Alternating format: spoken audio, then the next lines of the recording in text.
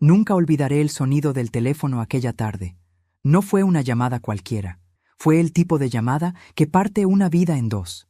Eran las 5:42 de la tarde cuando contesté, y una voz desconocida, entrecortada, me dijo: «¿La señora Verónica García? Su hijo tuvo un accidente». El resto se volvió un murmullo lejano. Sentí cómo se me helaban las manos. Daniel, mi único hijo, mi razón de vivir, el hombre por el que respiraba. Salí corriendo de casa sin pensar. La calle me parecía interminable, los semáforos eternos, las luces de los autos me cegaban. Cuando llegué al hospital, la enfermera evitó mirarme a los ojos. No hizo falta que dijera nada. Lo supe antes de que abriera la boca. «Lo siento, señora», dijo finalmente. «Su hijo no sobrevivió. El mundo se detuvo. No hubo lágrimas al principio, solo un silencio tan profundo que sentí que me arrancaban el alma. Me sostuve del mostrador porque las piernas no me respondían. Entonces, detrás de mí, escuché su voz. «Fue culpa suya», dijo Lucía, mi nuera, con los ojos enrojecidos pero sin una sola lágrima. «Si él no hubiera ido a buscarla, estaría vivo». Me giré lentamente. Llevaba el rostro impecable, el maquillaje intacto, como si el dolor no la tocara. La miré sin poder creer lo que oía. «¿Qué dices? Que usted tiene la culpa», gritó. «Siempre quiso tenerlo para sí. Nunca soportó que me eligiera a mí». Las enfermeras nos miraban desde lejos. Yo solo la observé con una calma extraña. No había espacio en mí para la rabia. Estaba demasiado rota para eso. Horas después, supe lo que había pasado. Daniel conducía bajo una lluvia ligera, y Lucía insistía en discutir sobre el testamento, sobre el dinero, sobre mí. Un camión se atravesó en el camino. Daniel giró el volante para protegerla, y el impacto lo mató al instante. Ella apenas tuvo un rasguño. Me quedé en el pasillo del hospital, mirando por la ventana. Afuera, las luces de la ciudad parecían burlarse de mi tristeza. Recordé cuando Daniel era niño, cuando corría hacia mí con las rodillas raspadas y decía: «No llores, mamá, que los valientes no lloran». Y ahí estaba yo, una madre valiente, llorando por primera vez como una niña. Pero antes de continuar, quiero hacerte una invitación muy especial. ¿Ya te suscribiste al canal y le diste me gusta al video? Esto me ayuda a ver que me apoyas y disfrutas de mis historias. Y no olvides comentar aquí abajo desde qué ciudad nos estás viendo. Ahora, continuemos. El funeral fue 3 días después. Aún recuerdo el olor a flores marchitas, el murmullo de las condolencias vacías y la sensación de que todo era un mal sueño del que no lograba despertar. Lucía vestía de negro, con un velo que apenas le cubría el rostro, y fingía un dolor que no sentía. Cada gesto suyo era calculado, frío, como si representara una obra de teatro. Cuando me acerqué al ataúd, mis manos temblaban. Toqué el vidrio y vi su rostro inmóvil, sereno, como si durmiera. «Mi niño», susurré. «Si hubiera podido, habría tomado tu lugar». Lucía me escuchó y soltó una carcajada amarga. «Sí, eso hubiera estado mejor». «¿Qué dices?», pregunté, mirándola horrorizada. Ella se acercó tanto que pude sentir su perfume caro mezclado con la peste del rencor. «Dije que deberías haber muerto con él. No mereces seguir viva». No reaccioné, no grité, no lloré. Solo me quedé quieta, como quien observa a un demonio disfrazado de doliente. Algunos invitados la escucharon y se escandalizaron, pero nadie intervino. En ese momento entendí algo que marcaría el resto de mi vida. Lucía no solo había perdido a su esposo, también había perdido su humanidad. Después del entierro, insistió en llevarme a casa para hablar. Inocente, la seguí. Cuando llegamos, ya había cambiado las cerraduras. Mis cosas estaban apiladas en cajas, como basura lista para tirar. «¿Qué es esto?», pregunté sin entender. Lucía cruzó los brazos. «Esto ya no es tu casa, vieja. Daniel me dejó todo. Tú no pintas nada aquí.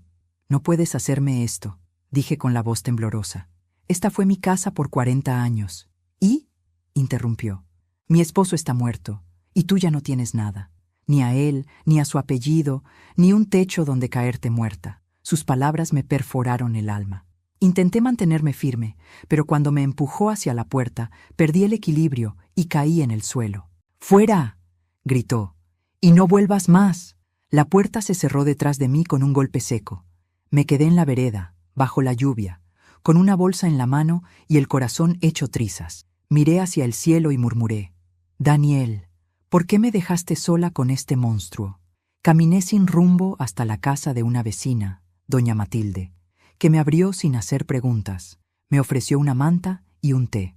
Cuando le conté lo ocurrido, sus ojos se llenaron de lágrimas. Verónica, hija, me dijo, no te preocupes. La vida siempre le cobra a los malos su crueldad. Tarde o temprano, todo se paga. Esa noche, al quedarme sola en su sofá, me juré algo. No volvería a llorar por quien no me merecía. Si la vida quería ponerme a prueba, estaba lista. Y si mi nuera creía que podía enterrarme viva, pronto entendería que los muertos que vuelven no vienen por compasión. Miré por la ventana, donde la lluvia seguía cayendo, y susurré para mí misma: no te imaginas, Lucía, lo que está por venir. El amanecer me encontró sentada en el sofá de doña Matilde, envuelta en una manta y con la mirada perdida en la ventana empañada por la lluvia. No había dormido un segundo. El dolor se movía dentro de mí, como un animal herido, rasgando cada pensamiento, cada recuerdo. Me dolía el cuerpo, pero más me dolía el alma. Afuera, el barrio seguía su rutina. Los niños corrían hacia la escuela, las amas de casa abrían las persianas y la vida continuaba, como si la mía no se hubiera detenido 3 días atrás, frente al ataúd de mi hijo. Cerré los ojos y escuché la voz de Daniel en mi mente, clara como si estuviera a mi lado. Mamá, prométeme que si algún día no estoy, no dejarás que nadie te pisotee. Tú me enseñaste a ser fuerte. Las lágrimas me quemaron los ojos, pero las contuve. No quería seguir siendo la mujer rota que Lucía dejó tirada bajo la lluvia. Doña Matilde apareció con una bandeja de café y pan tostado. «Come algo, Verónica», me dijo con ternura. «No puedes luchar con el estómago vacío». «¿Luchar?», pregunté, con una sonrisa amarga. «¿Contra quién?». «Contra el olvido, contra la injusticia, contra esa nuera tuya que no sabe lo que es el respeto». Le agradecí y tomé el café.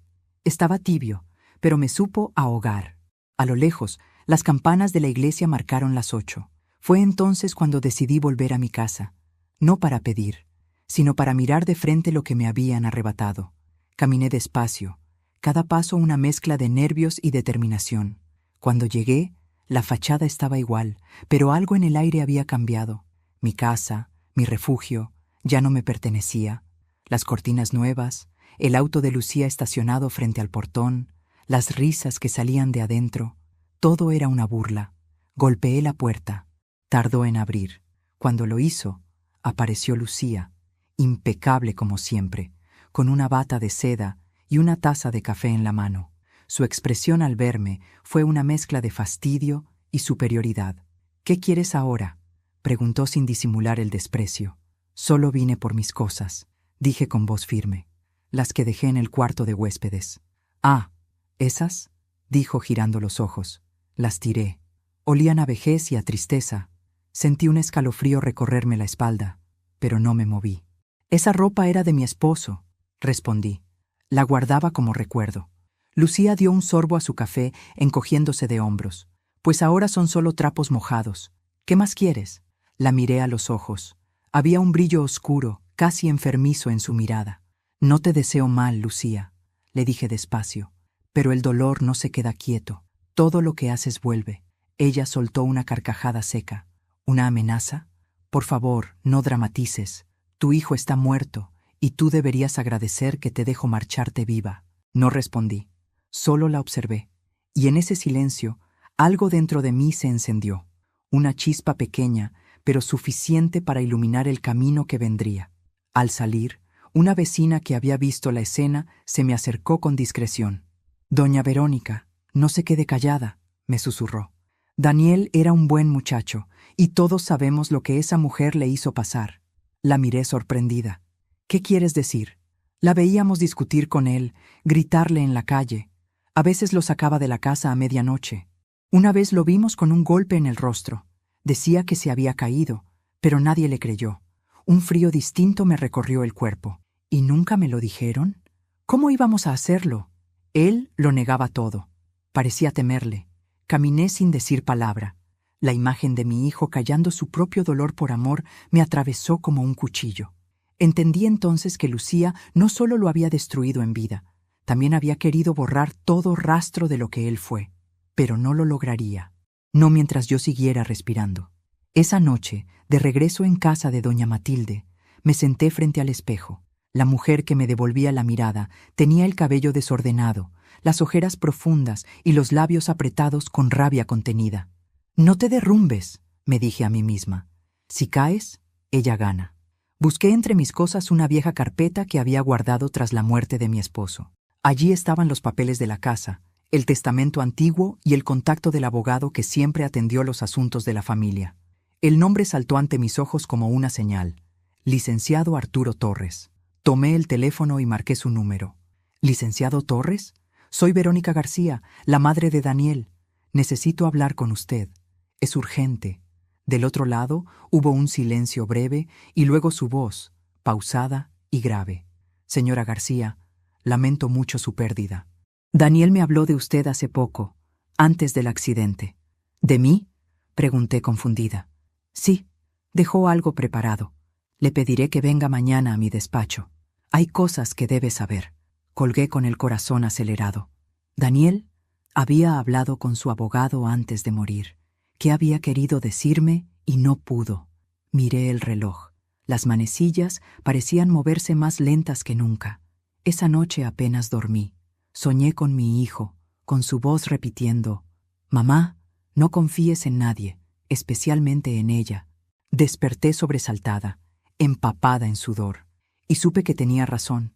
La verdad estaba más cerca de lo que imaginaba. A la mañana siguiente, vestida con mi mejor abrigo y el cabello recogido, me miré al espejo una última vez. Ya no era la mujer que Lucía había echado a la calle. Era otra, una que había perdido el miedo. Tomé mi bolso, salí a la calle y respiré hondo. El aire era frío, pero tenía sabor a libertad. «Daniel», susurré, «hoy voy a escucharte, aunque ya no estés». Caminé hacia la oficina del abogado sin mirar atrás, con paso firme, sabiendo que algo estaba a punto de cambiar para siempre. El despacho del licenciado Torres estaba en un edificio antiguo del centro, de esos con escaleras de mármol gastadas y olor a papel envejecido. Cuando entré, me recibió con una mirada seria, como si supiera que lo que estaba a punto de decirme me cambiaría la vida. «Gracias por venir, señora García», dijo, ofreciéndome asiento. «Daniel confiaba mucho en usted y, sinceramente, me alegra verla de pie después de todo lo que ha pasado». «He pasado por cosas peores, licenciado», respondí con voz firme, aunque por dentro temblaba. «Pero no sé por qué me citó. ¿Daniel le dejó algo?». Él asintió y abrió una carpeta. Dentro había documentos, un sobre cerrado y un testamento. Mis manos se helaron al ver el nombre de mi hijo escrito en la portada. «Su hijo actualizó su testamento 3 meses antes del accidente», dijo. «Me pidió que no lo abriera hasta después de su fallecimiento y que se leyera oficialmente en presencia de su esposa y de usted, pero también me dejó una carta personal, dirigida solo a usted». Me entregó el sobre. Lo tomé con un cuidado reverencial, como si se tratara de un pedazo de él. El papel olía a su perfume, y la tinta estaba escrita con su letra firme. Tardé varios minutos en reunir el valor para abrirlo. Cuando lo hice, sus palabras me atravesaron el alma. «Mamá, si estás leyendo esto, significa que ya no estoy. No quiero que sufras, pero necesito que sepas que últimamente mi vida se ha vuelto una mentira. Lucía no es la mujer que aparenta. Hay cosas que descubrí, cosas que me atormentan, pero aún no tengo pruebas suficientes. Solo te pido que confíes en el licenciado Torres. Él sabrá qué hacer cuando llegue el momento. Te amo. Y pase lo que pase, recuerda, la verdad siempre sale a la luz». Las letras se difuminaron con mis lágrimas. Apreté la carta contra mi pecho y respiré hondo. «Licenciado», dije con la voz quebrada, «¿qué quiso decir con eso? ¿Qué era lo que había descubierto?». Torres suspiró. «No lo sé con certeza, pero en la caja de seguridad que dejó hay varios documentos y una grabación. Se abrirán oficialmente durante la lectura del testamento. Créame, señora García, su hijo presentía algo grave». Salí del despacho con el corazón latiendo con fuerza. Caminé por la calle sin rumbo fijo, sintiendo una mezcla de miedo y determinación. Daniel había dejado un mensaje desde el más allá, y ahora me tocaba a mí descubrir qué se escondía detrás de sus palabras. Al regresar al barrio, lo primero que vi fue a Lucía en la puerta de mi antigua casa, rodeada de 2 hombres trajeados. Al acercarme, reconocí los portafolios. Eran abogados. Ella me miró con una sonrisa falsa, esa que me helaba la sangre. «Qué sorpresa verte, Verónica», dijo con fingida cortesía. «Justo iba a buscarte». «¿Para qué?», pregunté. «Para terminar con esto de una vez», respondió, mostrando unos papeles. «Si firmas aquí, reconoces que la casa, los bienes y todo lo que era de Daniel me pertenecen por derecho. Así podemos evitar un juicio y tú puedes, no sé, alquilar un cuarto en algún lado». Me quedé mirándola en silencio. Los abogados esperaban mi respuesta. «¿Y si no firmo?», pregunté con calma. Lucía soltó una carcajada. «Entonces te quedarás con nada. Y créeme, Verónica, yo tengo contactos, dinero y abogados. Tú solo tienes tus lágrimas y tus arrugas». Esa frase me dolió como un golpe, pero también me dio fuerza. «No necesito dinero, Lucía», le dije con voz temblorosa, pero firme. «Solo necesito justicia. Y créeme, llegará». Ella se inclinó hacia mí, tan cerca que pude sentir el veneno de su aliento. «¿Justicia?», susurró. «No la verás, vieja. Daniel está muerto». Yo gané. Los abogados comenzaron a reír discretamente, creyendo que ya todo estaba resuelto. Uno de ellos me extendió la pluma, esperando mi firma, pero yo la dejé caer al suelo. «No firmaré nada», dije. «Estás loca», gritó Lucía. «Tú no tienes derecho a nada». «Ya veremos», contesté, mirándola con una calma que la descolocó. Me di media vuelta y caminé despacio. No sabía cómo, pero algo dentro de mí me decía que el tiempo jugaría a mi favor. Esa noche, mientras cenaba en casa de doña Matilde, escuché el timbre. Cuando abrí la puerta, Lucía estaba allí, sola, furiosa, con el rostro desencajado. «¿Qué quieres ahora?», pregunté. «Que firmes», dijo, empujándome el sobre en el pecho. «No vas a ganarme, vieja. No pienso discutir contigo». «¡Eres una víbora!», gritó. «Daniel siempre te puso por encima de mí. Por eso te odia la gente, porque finges ser una santa». La miré fijamente, sin parpadear. «Lucía, si de verdad crees que el dinero de mi hijo te hará feliz, tómalo. Pero recuerda algo, todo lo que se construye con traición termina en ruinas». Ella me empujó con violencia. «Te voy a destruir», dijo entre dientes, y se fue. Cerré la puerta y respiré hondo. Doña Matilde apareció detrás de mí, asustada. «¿Todo bien?». «No», le dije, «pero pronto lo estará». Esa noche me senté en la cama y abrí nuevamente la carta de Daniel. La leí 1, 2, 3 veces, hasta memorizar cada palabra. Había algo más entre esas líneas, una advertencia, una clave, y lo supe con certeza. La muerte de mi hijo no fue un accidente. Al día siguiente volví a ver al licenciado Torres. Él me recibió con un gesto grave. «Señora García», me dijo, «he recibido una llamada anónima. Dicen que Lucía está moviendo contactos para acelerar el traspaso de bienes antes de la lectura oficial. ¿Y eso se puede hacer?». «No, pero puede intentarlo, y si lo logra, perderá todo derecho sobre lo que le corresponde». Lo miré fijamente. «Entonces hay que detenerla». «Ya lo estamos haciendo», respondió él asintiendo. «Pero necesito que se mantenga firme. No la confronte más. Y sobre todo, no la subestime». Me levanté, ajusté el abrigo y respondí con voz segura. «No se preocupe, licenciado. No pienso subestimarla. Pienso acabar con ella». Salí del despacho con paso firme. El viento frío me golpeó el rostro, pero ya no me importaba. Ya no era la mujer humillada. Ahora era una madre herida, con un propósito. El despacho del licenciado Arturo Torres tenía el olor de los papeles antiguos y del cuero bien cuidado. Era un lugar que vivía ajeno a las pasiones humanas, donde las verdades se medían en tinta y sellos. Me recibió con la misma compostura de siempre. Una silla frente a su escritorio, una taza de café humeante ya servida y una mirada que no juzgaba, solo observaba. Me senté y apreté la carta de Daniel contra mi falda, hasta que los nudillos se me pusieron blancos. «Verónica», dijo Torres con voz grave. Antes de proceder, quiero que sepas que nada de lo que voy a mostrarte te lo daré sin antes proteger tu integridad legal. Tu hijo pensó mucho en todo esto. No dejó las cosas al azar. Abrí la carpeta que me tendió, con manos que parecían más jóvenes de lo que me imaginaba.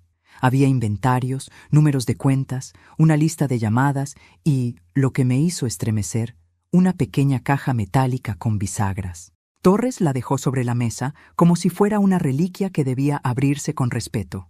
Hay dos cosas, continuó. El testamento actualizado y una nota personal. Tu hijo no solo cambió herencias, preparó pruebas y quiso que tú las veas en el orden correcto. Mientras hablaba, mis pensamientos volvieron a las últimas palabras suyas. La verdad siempre sale a la luz. No sabíamos entonces cuánto.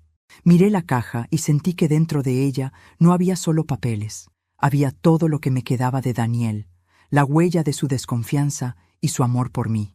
Torres deslizó con cuidado la llave que estaba pegada en la parte de abajo del sobre que venía con el testamento. La caja crujió y dejó al descubierto una grabadora, algunos documentos doblados y un sobre manila marcado con su puño. Para mamá, si todo termina. Mi corazón dio un vuelco. ¿Grabaciones?, pregunté en voz baja, como si temiera despertar a algo. Sí, afirmó él. Una confesión en voz de tu hijo y una serie de documentos que demuestran irregularidades. No puedo reproducírtelo aún de manera oficial, pero quería que supieras lo que estás a punto de enfrentar. Metí la mano en el sobre manila con un temblor contenido y saqué la carta de Daniel. Sus palabras, en ese instante, eran la única brújula que tenía. Leí de nuevo. Mamá, si llegas a este punto, confía en tu instinto. Hay gente que sonríe mientras te apuñala. Un puñal invisible me atravesó el pecho. No por la sorpresa, por la certeza de que mi hijo había intuido el pozo en el que se hundía su vida. Torres encendió su pequeña grabadora eléctrica con gesto ceremonioso y presionó el play sin prisa. La voz de Daniel salió débil al principio, luego se fue poniendo firme, como si quisiera dejar algo claro incluso desde la ausencia. Hablaba pausado, con la gravedad de quien decide nombrar un mal para liberarlo. Mencionó cuentas que aparecían a nombre de empresas pantalla, transferencias nocturnas hacia destinos desconocidos, llamadas que registraban nombres y apodos. Y al final, dijo algo que me dejó sin aliento. Si algo me pasa, mira las transferencias hacia Lucía A. y revisa los mensajes con el número 322. El aire se hizo denso en la habitación. Torres dejó de mirar la pantalla del equipo y me miró a los ojos. Verónica, su hijo dejó pruebas incriminatorias sobre Lucía. No son conjeturas, son documentos, y quería que supieras, antes de la lectura, que él confiaba en ti. Mi primer impulso fue maldecir todo. Maldecir la vida, maldecir a Lucía, maldecir la lluvia que aquella tarde no permitió maniobrar a tiempo. Pero el odio se disolvió pronto en un silencio más frío. La tristeza de entender que mi hijo había padecido en secreto mientras sonreía para que yo no sufriera más. Torres extendió entonces unas copias. Extractos bancarios donde cantidades pequeñas y aparentemente inocuas salían cada mes hacia una cuenta con el nombre de LA Consultoría. Una carpeta con correos electrónicos mostraba comunicaciones entre la cuenta de Lucía y un empresario llamado Julián Arce. Fotos, tomadas por un teléfono, mostraban a Lucía y a ese hombre en un restaurante, mirándose con una complicidad que nadie acompañaría jamás de amistad. ¿Por qué Daniel no me lo dijo?, murmuré. La voz me traicionó. Porque tal vez quería protegerte, respondió Torres. Porque cuando hay miedo, la gente lo calla. Pero la evidencia existe, y su testamento la confirma. Me entregó un sobre lacrado. Era la carta privada que Daniel había querido para mí. No la abrí aún. Torres también me mostró una cláusula inusual en el testamento. Si en la lectura resultaba que la esposa había intentado acelerar trámites o realizar acciones turbias, la totalidad de los bienes se transferiría a una fundación con fines benéficos a nombre de la memoria de Daniel. Era una trampa legal elegante, forjada por un hijo que había aprendido a anticipar la perfidia. Sentí una ráfaga de orgullo y dolor al mismo tiempo. Orgullo porque mi hijo había pensado en mí hasta el último detalle. dolor porque su vida se había convertido en una pugna de manipulación y engaños. Él había construido un mecanismo para que la verdad saliera aún si ya no estaba para presenciarla. ¿Entonces no todo está perdido?, pregunté con una fuerza que no sabía que podía forzar. No, dijo Torres. Tu hijo puso la verdad en orden, pero ahora depende de ti mover las piezas con la cabeza fría. Él te dejó esto para protegerte, no para desatar una guerra. Salí del despacho con la caja metálica pegada al pecho, como si fuera un chaleco que protegiera mi vacío. Las calles parecían las mismas, pero yo las atravesaba con los ojos abiertos por primera vez desde el accidente.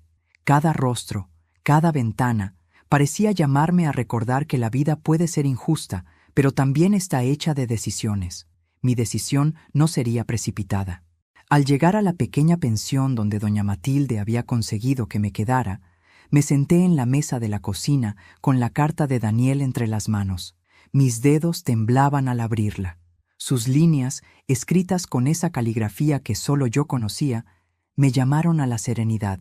Mamá, si algo te golpea, no respondas con fuego.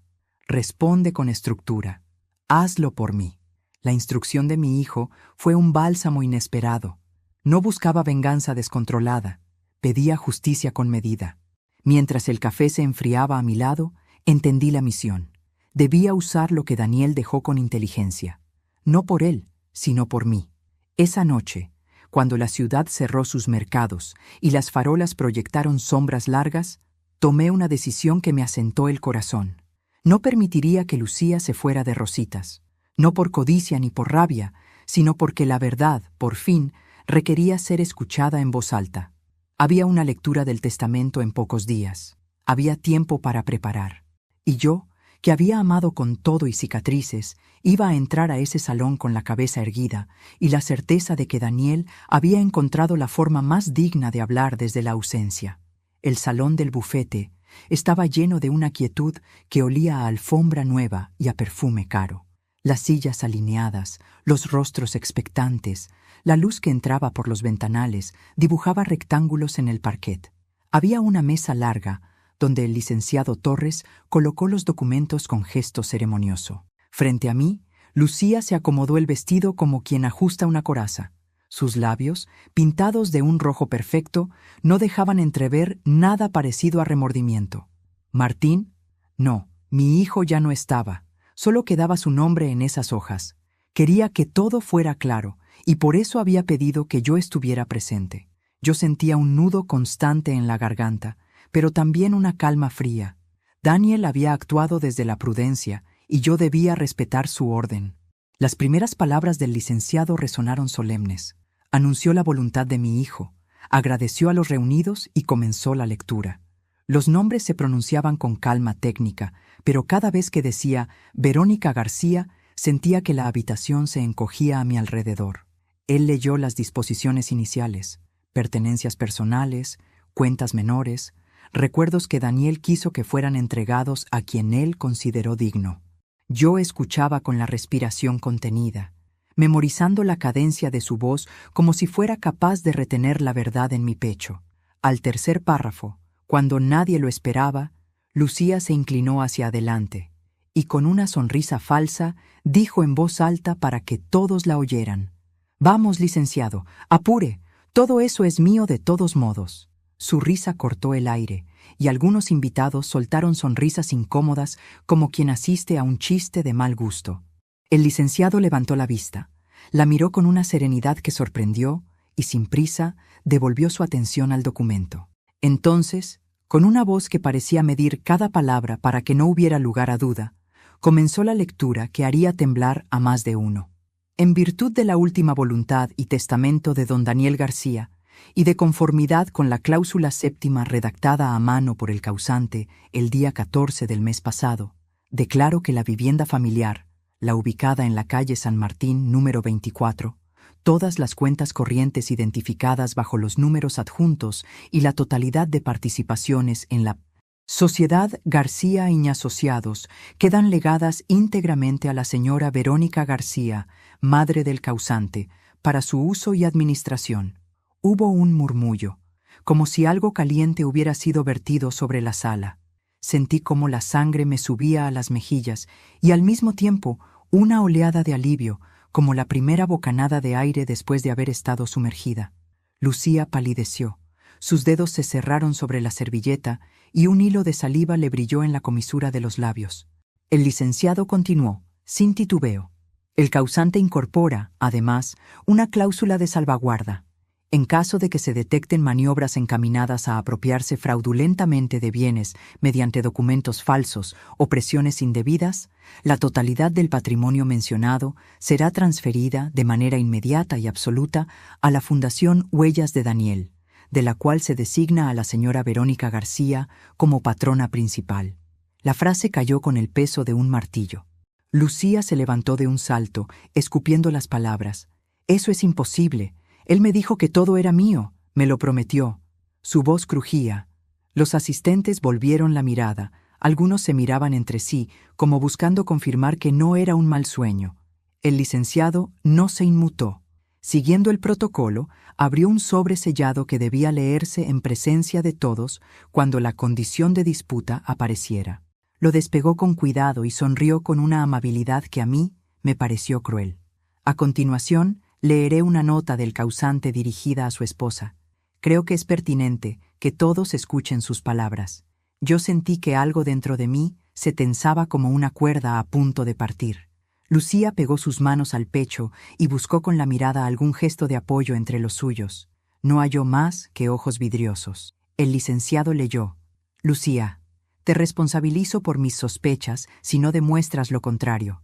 No quiero que mi madre sufra manipulaciones ni expulsiones. Si intentas apropiarte a la fuerza, que sea claro para todos que tus acciones no son producto del amor, sino del interés. Si ocurriera algo que me impida hablar, confío en que Verónica haga buen uso de lo que nos costó construir».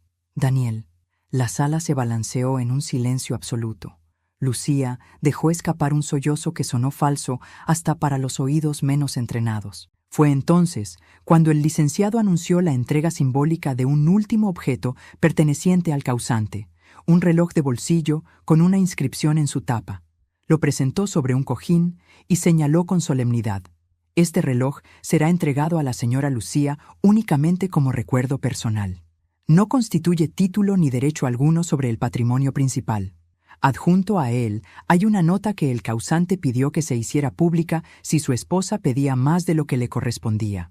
Lucía intentó arrebatar el cojín, temblorosa, pero el abogado, con gesto frío, lo acercó a sí y con voz medida dijo: «La nota dice: a quien confunde cariño con propiedad, recuerda que los bienes que se adquieren con engaño no llenan vacíos verdaderos. Cuida aquello que te queda. Un reloj no repone una vida». Al oír esa última línea, Lucía se hundió en la silla como si le hubieran extirpado el aire. Sus manos se aferraron a los reposabrazos. Sus uñas dejaron marcas blancas en la tela. Hubo agentes furtivos entre los invitados. Las miradas se volvieron punzantes y algunos cuchicheos se transformaron en susurros más fuertes. Ella intentó levantarse, aulló que se trataba de una calumnia, de un montaje. Exigió que reprodujeran supuestas pruebas que demostrarían su inocencia. El licenciado, con la serenidad de quien ha visto caer muchas máscaras, replicó: «Los documentos, las cuentas y la cláusula fueron debidamente inscritos y custodiados. Los registros bancarios y las transferencias que señalan movimientos irregulares están a disposición de quien los solicite». En ese instante, Lucía se volvió hacia mí. Sus ojos, que antes me lanzaban fuego, ahora imploraban y acusaban a la vez. Su garganta se ahogó en palabras ininteligibles. De pronto, sin aviso, su cuerpo cedió, sintió el piso y cayó sin gracia sobre la silla, una sombra hecha trapo. Los asistentes murieron en un ruido de asombro. Algunos creyeron que era fingimiento, pero yo, que conocía la dureza de esa mujer, supe que la caída era la rendición del teatro. Cayó sosteniéndose el rostro, con la boca abierta y lágrimas que no alcanzaban a lavar lo que la vergüenza había marcado en su carne. Me quedé de pie, con las manos apoyadas en la mesa, sintiendo la extraña mezcla de compasión y alivio. Daniel había hablado por mí. Había puesto orden con la claridad de quien no quería que su madre sufriera más injusticias. Y mientras los abogados se movían haciendo llamadas y los presentes se dispersaban en murmullos, una certeza se asentó en mi pecho, serena y firme. No todas las pérdidas terminan en derrota. A veces son el impulso para que algo justo nazca. Cuando Lucía, aún desmadejada, fue ayudada a salir por las personas que quedaban a su lado, alguien murmuró: «Se acabó la farsa», y por primera vez desde la muerte de mi hijo, pude respirar sin sentir que me faltaba el aire. La lectura del testamento había sido más que un acto legal. Fue la última palabra de Daniel, y esa palabra me devolvía la dignidad que intentaron arrancarme. Los días posteriores a la lectura del testamento fueron un torbellino de miradas, rumores y silencios incómodos. Las personas que antes me daban la espalda en el barrio ahora me saludaban con respeto, casi con lástima. Sabían lo que había ocurrido. La noticia corrió rápido. La viuda perfecta había quedado en ridículo frente a todos, y la madre que todos creían débil había salido vencedora. Pero dentro de mí no sentía alegría. Sentía vacío. Dormía poco. Cada vez que cerraba los ojos veía el rostro de Daniel, sonriéndome con esa dulzura que solo tienen los hijos buenos. A veces me parecía escuchar su voz en la casa, esa misma casa de la que Lucía me había expulsado, y me sorprendía hablándole en voz alta. «¿Ves, hijo? Todo salió como tú querías, pero ojalá no hubiera sido así». El eco de mis palabras se perdía entre las paredes frías. La casa me pertenecía nuevamente, pero no se sentía como un hogar. Era como vivir dentro de un retrato roto. Cada habitación guardaba un recuerdo, un aroma, una sombra. En el estudio aún quedaban los libros que Daniel amaba. En el dormitorio, la mancha del agua donde solía apoyar su taza de café. Y en la cocina, los platos que Lucía dejó, como si esperara regresar. Una tarde, mientras limpiaba los cajones de su escritorio, encontré algo que me heló la sangre. Un sobre pequeño, amarillento, escondido debajo de una carpeta de seguros. En el reverso, con la letra de mi hijo decía: «Para mamá, si algo no encaja». Mis manos temblaban cuando lo abrí. Dentro había un pendrive y una nota escrita a mano. «Este archivo contiene grabaciones de llamadas y correos que no pude mostrarle al abogado. No confíes en nadie hasta escuchar todo. Ella no está sola». Me quedé sentada, en silencio, mirando el pequeño dispositivo que brillaba bajo la luz del atardecer. No era solo Lucía. Había alguien más. Esa noche no pude esperar. Encendí mi viejo portátil, conecté el pendrive y abrí la carpeta. Había 3 archivos de audio. Reproduje el primero. Una voz masculina hablaba con Lucía. Su tono era bajo, pero inconfundible. «Tienes que hacerlo pronto. Si no firma los papeles, se te acaba la oportunidad». «Lo haré», respondió ella. «Ya tengo todo listo. Él cree que solo iremos al hospital por un chequeo». «Bien», dijo él. «Recuerda, cuando firme, el dinero será tuyo. Nadie sospechará». Mi respiración se detuvo. Daniel había muerto en un accidente. ¿Pero acaso lo habían manipulado antes, cuando estaba enfermo, cuando ella lo llevó a firmar documentos médicos? Abrí el segundo archivo. Era otra conversación, de tono más tenso. «Lucía, estás jugando con fuego», dijo la voz del mismo hombre. «Si tu suegra descubre algo, estás acabada». «No descubrirá nada», respondió ella con frialdad. «Esa vieja apenas puede caminar sin su bastón, y cuando Daniel muera, me encargaré de echarla antes de que abra la boca». Me tapé la boca para no gritar. El sonido de mi corazón me retumbaba en los oídos. No quería seguir escuchando, pero lo hice. El tercer archivo era diferente. Era mi hijo. «Si escuchas esto, mamá, ya sabrás que algo pasó. No quiero que sientas culpa. Lucía no fue la misma desde hace meses. Y si algo me ocurre, busca a un hombre llamado Julián Arce. Él es la clave. Prométeme que no te detendrás hasta saber la verdad. Te amo, mamá. Perdóname por no habértelo dicho antes». Lloré. Lloré como no había llorado desde el día del funeral. Me arrodillé frente al escritorio, con las manos apretadas contra el pecho. «No te perdono, hijo», susurré entre sollozos, «porque no deberías haber tenido que enfrentar esto solo». A la mañana siguiente, llevé el pendrive al licenciado Torres. Su rostro se volvió grave al escuchar las grabaciones. «Esto cambia todo, Verónica», dijo en tono serio. «Si esto se confirma, No solo estamos hablando de manipulación financiera. Estamos hablando de un posible homicidio. ¿Y quién es ese hombre?, pregunté. Julián Arce, respondió él. Lo investigué hace un tiempo. Empresario, socio menor de una constructora en la que Daniel invirtió. Tiene antecedentes por fraude y vínculos con una red de lavado de dinero. Si tu hijo lo mencionó, es porque sabía demasiado. El silencio que siguió fue más pesado que cualquier palabra. ¿Qué hacemos ahora?, pregunté. Dejemos que la justicia actúe, dijo, aunque su tono sonó más como una súplica que como una orden.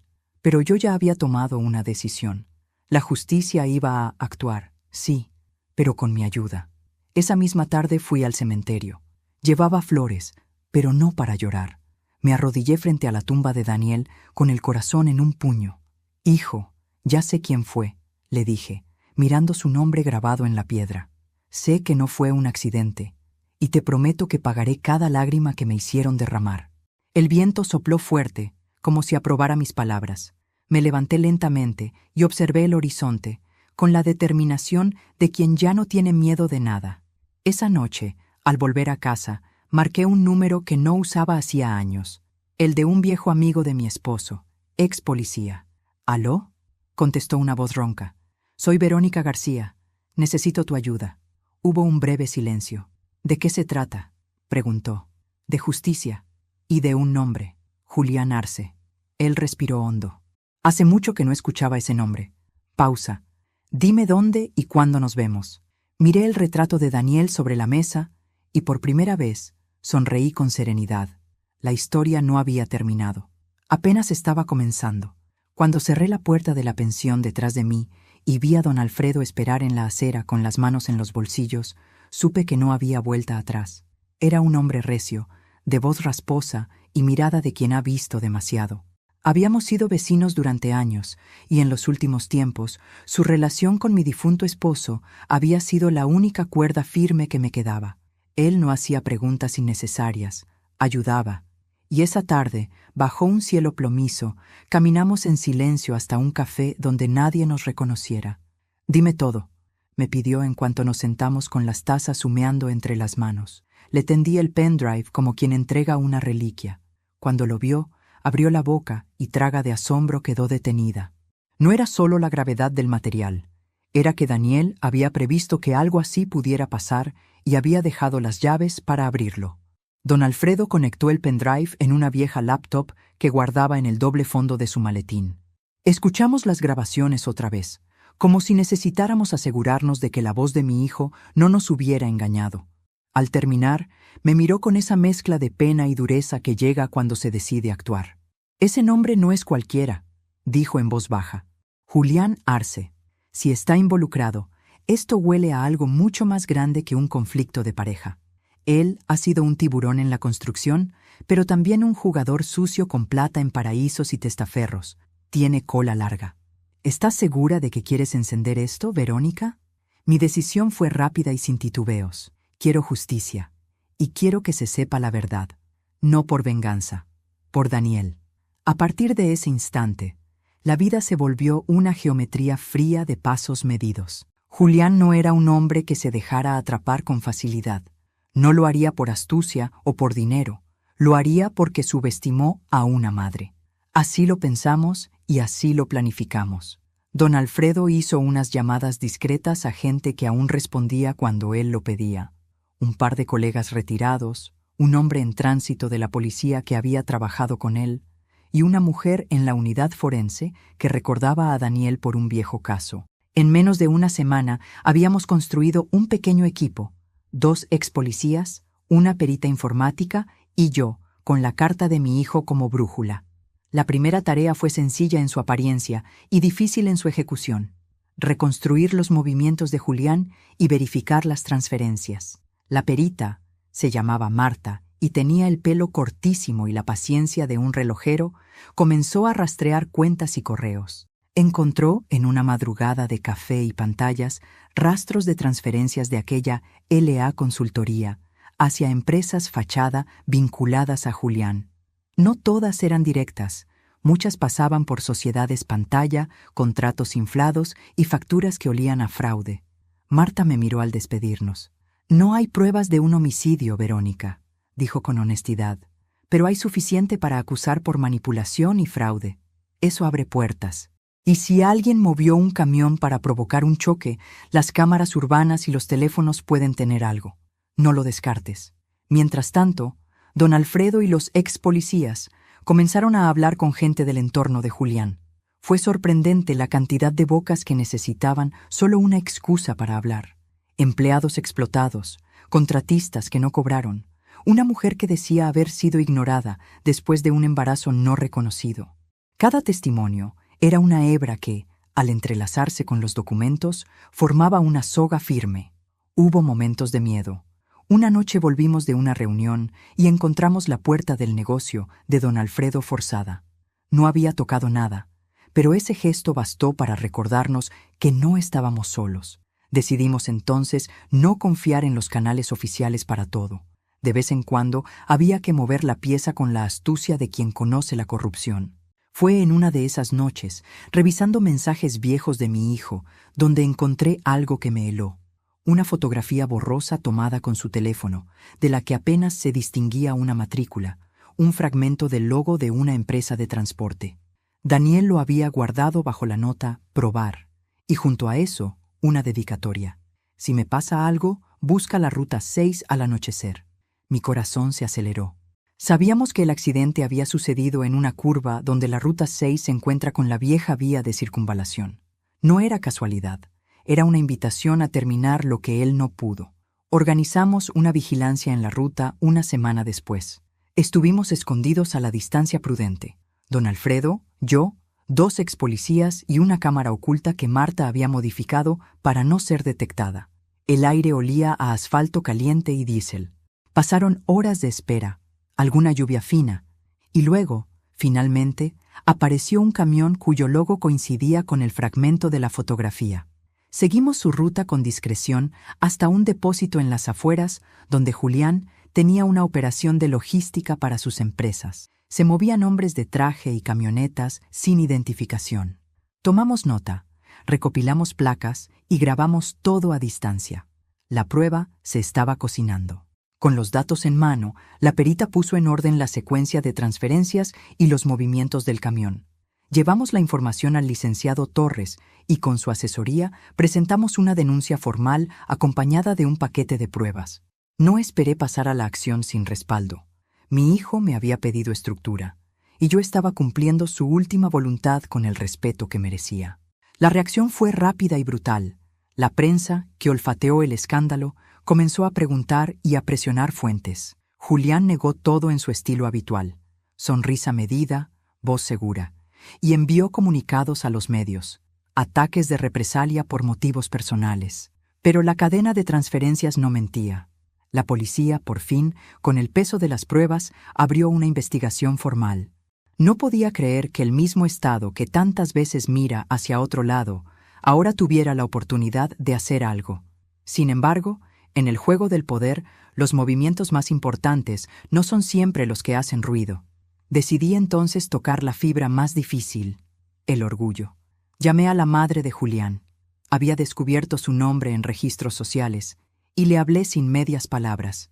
Le conté lo que tenía y le dejé claro que su hijo era parte de una maquinaria que había destruido vidas. No era una amenaza vacía. Quería que supiera que su apellido ya no podía protegerlo. Esa llamada tuvo un efecto inesperado. A los días, Julián apareció en un restaurante de lujo con el gesto tenso y en compañía de su madre. Pero esa misma noche, alguien filtró a un periodista unas fotografías de Julián gestionando pagos a la cuenta de la consultoría LA. La presión subió. Mientras tanto, Lucía, aún envuelta en su traje de viuda, comenzó a mostrar grietas. Dejó de salir. Su tez perdió el color, y una vez la vi mirar una foto de Daniel como quien contempla a un juez. No fue la justicia la que actuó primero, fue la red. El rumor unido a pruebas palpables que obligaron a que la maquinaria judicial se moviera. Aún así, la pista del camión, la conexión con la ruta y las maniobras en la noche del accidente, era la que nos acercaría al dolor más profundo. Lo sabíamos, y por eso no aflojamos. En las noches, cuando volvía cansada y me sentaba frente a la tumba de mi hijo, me hablaba en voz baja. Le contaba los avances, las amenazas, la sensación de estar cerca. Él, que había esperado tanto para ser oído, al fin sonreía en mi memoria. Mi venganza no era una explosión de odio. Era un tejido de pequeños actos que, unidos, hacían que la verdad saliera a la luz. Y cuando una madrugada la policía, con orden judicial, decidió requisar el depósito y verificar los camiones, sentí que el teléfono me ardía de llamadas. No por orgullo, sino por alivio. Habíamos puesto en marcha algo que no volvería atrás. Sabía que el camino aún era largo. Sabía que podía haber retrocesos y que la red de Julián intentaría apagar la luz. Pero en mi pecho, la certeza era otra. Había plantado la semilla de la verdad, y esta vez florecería. La carta llegó un miércoles gris, doblada con torpeza y sin remitente. Al abrirla, mis manos notaron el sudor de quien la había escrito. La caligrafía temblaba y las palabras eran un ruego envuelto en desesperación. Decía: «Señora Verónica, sé que no me merece, pero le pido por favor que me deje ver el reloj de Daniel una última vez. Es lo único que me recuerda que una vez fui querida. No tengo dónde ir. Espero su respuesta. L». Leí la misiva varias veces. Por un instante, algo en mi pecho se ablandó. La pérdida, la humillación, todo lo que había pasado entre nosotras me hacía sentir una punzada que no era solo venganza. Luego pensé en Daniel, en su voz advirtiéndome que actuara con cabeza y con estructura, en las grabaciones y en las transferencias, en Julián Arce, moviendo su sombra de dinero. No había lugar para la emoción ciega. Si Lucía venía, vendría a mendigar, sí, pero también podía venir a mentir, a crear una escena que la volviera víctima nuevamente. Llamé a Torres, le expliqué la carta y le pedí que me acompañara en la gestión. Él estuvo de acuerdo sin titubear. Si había que tender una trampa, que fuera limpia y legal. También invité a Marta, la perita informática, para que, en caso de que la conversación ofreciera algo, pudiera documentarlo con tecnología indetectable.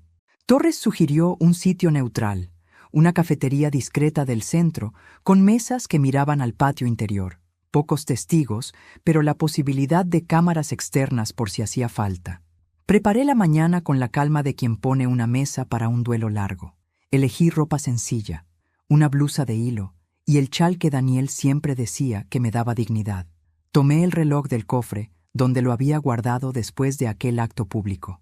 Lo apoyé sobre un paño blanco y lo miré con la sensación de que tenía en las manos algo que latía aún. Luego salí como quien no lleva más que aires de vida, pero con el plan de quien sabe leer mapas de traición. Cuando llegué a la cafetería, Torres ya estaba allí, con Marta a su lado. El lugar olía a café recién hecho y a pan caliente. Una pareja discutía en una mesa lejana y nadie miró cuando Lucía entró. La reconocí enseguida, demacrada, con ojeras y la piel tendida por la angustia, pero aún con esa manera de usar la ropa como armadura. Traía una bolsa leve, y en sus ojos veía la mezcla rara de humillación y desafío que tantas veces me había mostrado. Se sentó con la voz que intentaba no quebrarse. Antes de que hablara, puse el reloj sobre la mesa, exactamente entre nosotras, como quien coloca una verdad en el centro de la escena. Sus dedos rozaron la tapa y se detuvo. Me miró, buscando alguna rendija de compasión, y yo le devolví la mirada sin ímpetu. «¿Por qué vienes?», pregunté sin rodeos. Ella tragó saliva. «Por el reloj y porque no me queda nada». La frase fue un susurro que traía miedo y vergüenza a partes iguales. «Le ruego, señora Verónica, lo necesito para no olvidarlo». Escuché la voz que no pedía perdón, sino rescate. No dije que sí ni que no. En mi bolso tenía todo lo necesario: el pendrive, las copias de los movimientos, los números de placa. Marta se sentó a mi lado, con la pantalla de su teléfono apagada, lista para grabar. Torres observaba como un juez prudente. «Antes de darte el reloj», dije despacio, «necesito que me cuentes la verdad. No quiero lamentos ni excusas. Quiero saber qué pasó en la noche que mi hijo murió». El color se le fue de la cara. Sus manos comenzaron a temblar. Parecía que por primera vez en meses la máscara se le quebraba de dentro hacia afuera. Respiró hondo y empezó a hablar atropelladamente, entre sollozos y silencios. Habló de la presión, del dinero, de Julián que le prometía proyectos y elegancia, de llamadas a madrugada que ella borraba por miedo, de cómo había empujado a Daniel a firmar documentos creyendo que así salvaría su futuro. Habló de la discusión en el auto por un papel que Daniel no entendía y de cómo él cedió porque la quería. Yo la escuchaba y mientras lo hacía buscaba señales de omisión o mentira. En su voz había fragmentos de verdad, la codicia, la manipulación, la sensación de que era menor en un mundo que medía todo en billetes. Pero también había algo más peligroso, orgullo. Ella no pedía perdón sinceramente, pedía perdón por la pérdida de aquello que la había hecho grande. ¿Dónde está Julián?, pregunté cuando su relato empezó a convertirse en una confesión controlada. Ella se encogió. Lo vi la última vez en un almacén en la ruta, murmuró. Me pagó. Me dijo que todo estaría bien. Luego agregó, con un hilo de voz. Me dijo que si algo pasaba, yo debía fingir que todo era un accidente. La frase cayó como un ladrillo. Marta, con manos expertas, empezó a documentar la conversación en un archivo seguro. Torres no intervino todavía. Quería que la palabra saliera sin coacciones.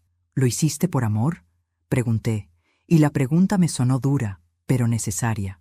Lo hice por miedo, confesó ella. Por miedo a quedarme sin nada.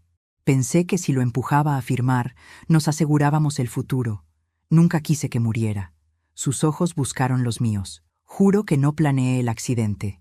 En ese momento, la puerta de la cafetería se abrió con un leve golpe.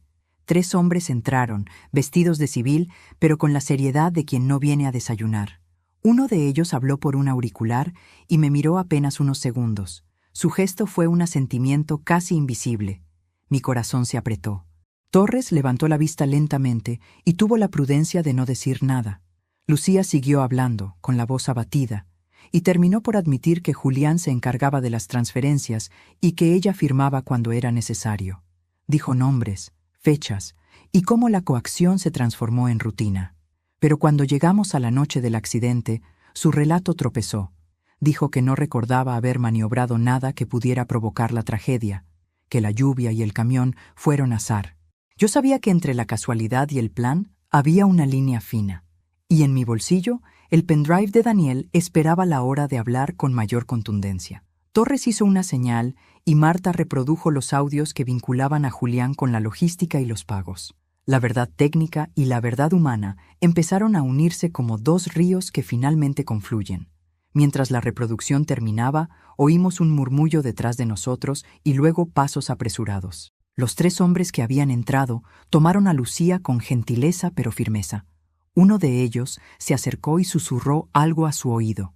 Ella arqueó la espalda, asustada, y en sus ojos vi por primera vez un pánico que no tenía teatralidad.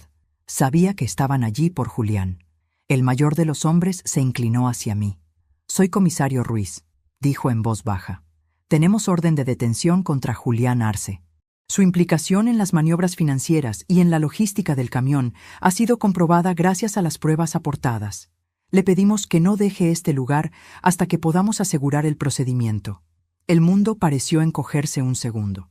Lucía, que había venido suplicando misericordia por un reloj, fue consciente por primera vez de que su propia red se deshacía.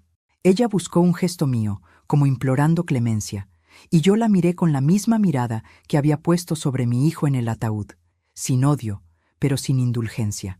«No voy a entregarte el reloj ahora», dije con voz serena. «No es un objeto que sane. Si quieres», añadí, «podrás verlo una vez el proceso haya avanzado y tus declaraciones estén a la disposición de la fiscalía». La policía se llevó a Lucía para tomarle declaración en sede. Mientras la sacaban, susurrió: «Perdóname». No supe si a mí o a sí misma. Cuando la puerta se cerró tras ellos, respiré por primera vez desde la carta. No fue alivio complaciente, fue la certeza de que la verdad, tejida con paciencia, puede quebrar hasta las redes más fuertes. Me quedé con el reloj sobre la mesa, con las manos quietas, pensando en Daniel y en la fragilidad de la justicia. Había ganado algo más que un juicio. Había recuperado el honor de nombrarlo justo. Esa noche supe que la venganza, cuando se construye con la verdad, pierde su amargor y se convierte en justicia. Y mientras miraba el tic-tac del reloj, sentí que por fin podía dejar que el tiempo hiciera su trabajo. El amanecer del día siguiente trajo un aire distinto. No era la calma de la rutina, sino ese silencio pesado que antecede a las tormentas. Había dormido apenas 2 horas, pero mi mente seguía despierta desde hacía semanas. Las palabras de Lucía en la cafetería aún resonaban en mi cabeza, y la imagen de los agentes llevándosela quedó grabada en mis ojos como una fotografía que no se borra. A media mañana, el licenciado Torres me llamó. «Verónica, lo logramos», dijo con la voz contenida, pero vibrante. La fiscalía emitió orden de captura contra Julián Arce. Las pruebas de las transferencias, las grabaciones y el testimonio de Lucía fueron suficientes. Lo atraparon hace 1 hora en su casa de campo, intentando huir. Me quedé muda. No sentí alegría, ni alivio.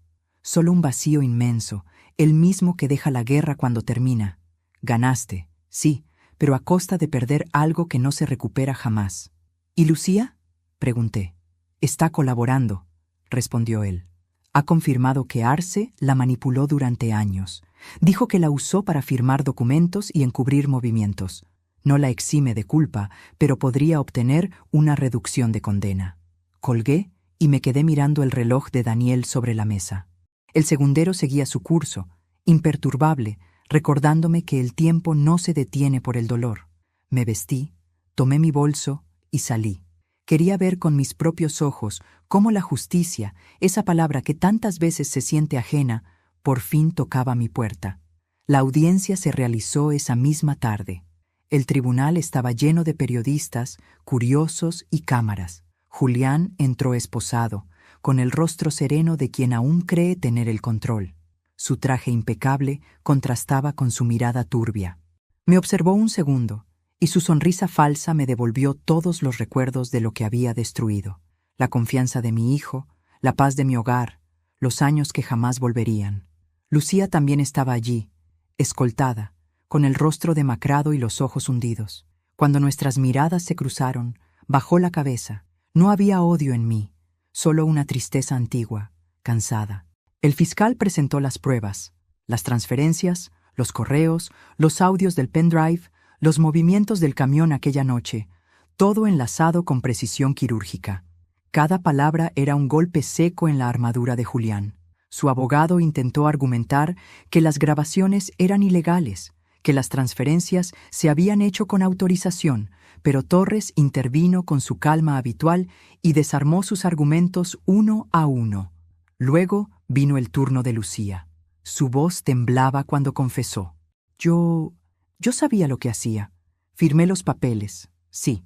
Julián me dijo que Daniel no notaría nada, que solo eran movimientos internos, pero cuando él empezó a sospechar, tragó saliva mirando al piso.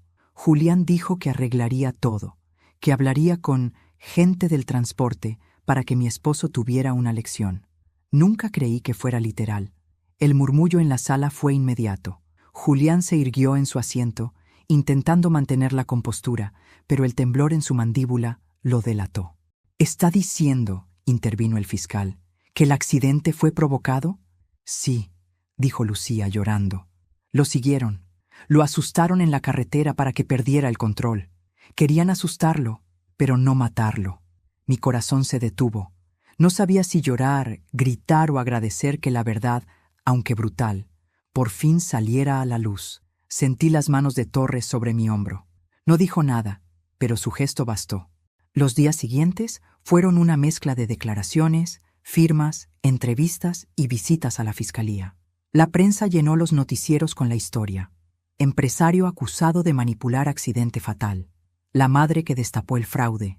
La viuda que rompió el silencio. Yo no quería fama, quería paz. Y sobre todo, quería mirar la tumba de Daniel sabiendo que su muerte ya no era un misterio. Un mes después, el tribunal dictó sentencia preventiva. Julián fue enviado a prisión mientras se completaban las investigaciones. Lucía quedó bajo arresto domiciliario. Cuando el juez pronunció su decisión, el murmullo del público se apagó. Julián, aún con el rostro tenso, me buscó con la mirada. «¿Contenta ahora?», dijo con un tono bajo, apenas audible, pero lo suficiente para que lo oyera. Yo lo miré fijamente y respondí con voz serena. No, pero al menos por fin, mi hijo puede descansar. Salí del juzgado bajo el cielo despejado. Por primera vez en mucho tiempo no llovía. La luz era tibia y el aire olía a tierra limpia. Caminé hasta el cementerio, con el reloj de Daniel entre las manos. Me arrodillé junto a su tumba y lo coloqué sobre la piedra, dejando que el sol lo acariciara. Ya está, hijo, susurré. La verdad salió. No habrá más mentiras. Me quedé allí un largo rato, observando cómo el viento movía las flores frescas que había traído. Sentí que el peso de los meses comenzaba a caer de mis hombros, uno por uno, hasta dejarme liviana. No porque el dolor desapareciera, sino porque ya no necesitaba vengarme. La justicia, por fin, había hablado. Esa noche, de regreso en casa, doña Matilde vino a verme con una botella de vino. «Te lo mereces, Verónica», me dijo sonriendo, «por ti, por tu hijo y por todas las mujeres que alguna vez callamos». Brindamos en silencio, con los ojos brillando. «¿Y ahora qué harás?», preguntó. Miré el reloj de Daniel sobre la mesa. «Vivir», respondí, «por él y por mí».